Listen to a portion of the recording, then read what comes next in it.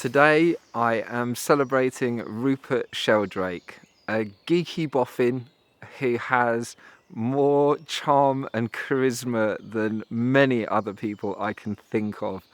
His unique style and talent to me are so clearly apparent. I absolutely love listening to Rupert Sheldrake. He is a man who has such a mind, such a scientific brain. It absolutely beggars belief to think of what a pariah he is in the scientific community. But I think largely because he pokes at all of their blind spots and really has fun teasing those people who suffer from scientism by showing the flaws in their thinking. You know, he was one of the few scientists that's been able to enjoy the infamy of having his TED Talk pulled, which I never understood. He did a TED Talk called The Science Delusion, and it was in response to, or at least the title was in response to that book, The God Delusion, that was, who's the guy that did that? Written from an extremely rationalist scientific viewpoint. All mysticism, all religion is absolute bunk, and we can't have that, can we?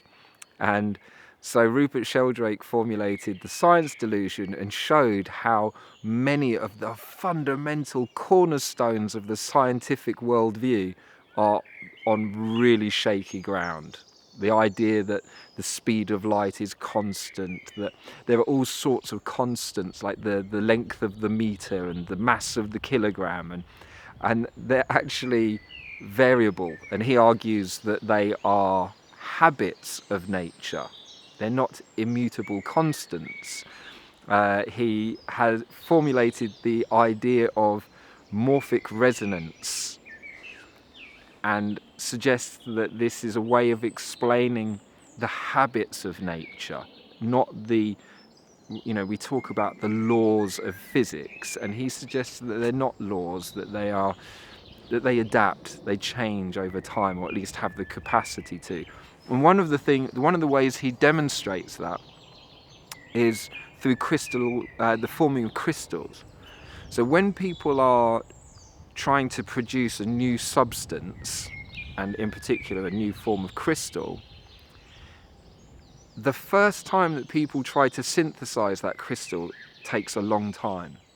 But then what scientists find is that the subsequent attempts to crystallize this particular substance happen more and more fluidly and easily, and this is a verifiable phenomenon, and such that scientists in different parts of the world, after a period of time, it becomes easy to form these particular crystals. It sounds crazy, doesn't it?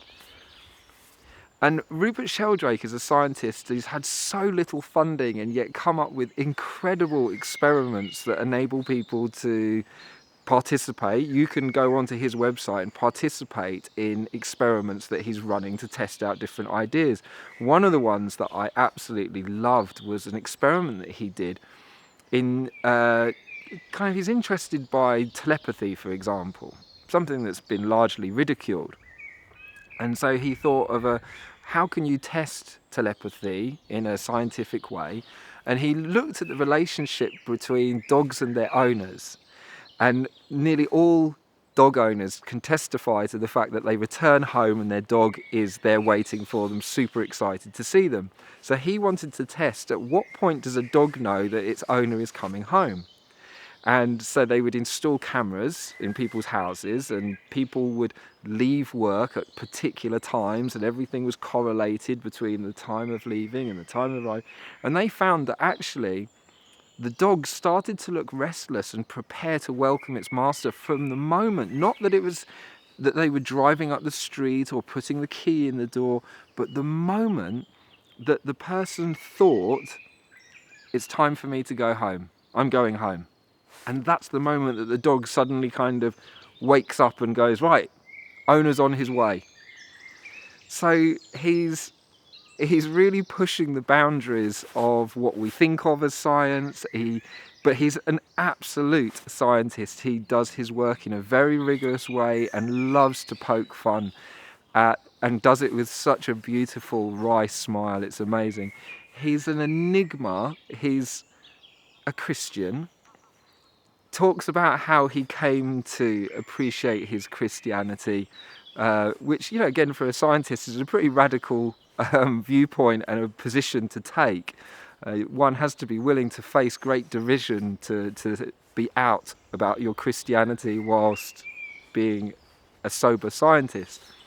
And yeah, there's just this beauty and this charm and this self-acceptance, this very self-effacing humour. He's one of those classic English roses. Well, you know, speaking in this very clear Oxbridge kind of voice, and yet I consider him a man of the streets, and he wouldn't have any airs and graces, I don't believe, in relating to any other human being. It's very interesting. His wife is a very significant person in her own right, and but I don't really know enough about her. Today I'm celebrating the unique style and talent of Rupert Sheldrake.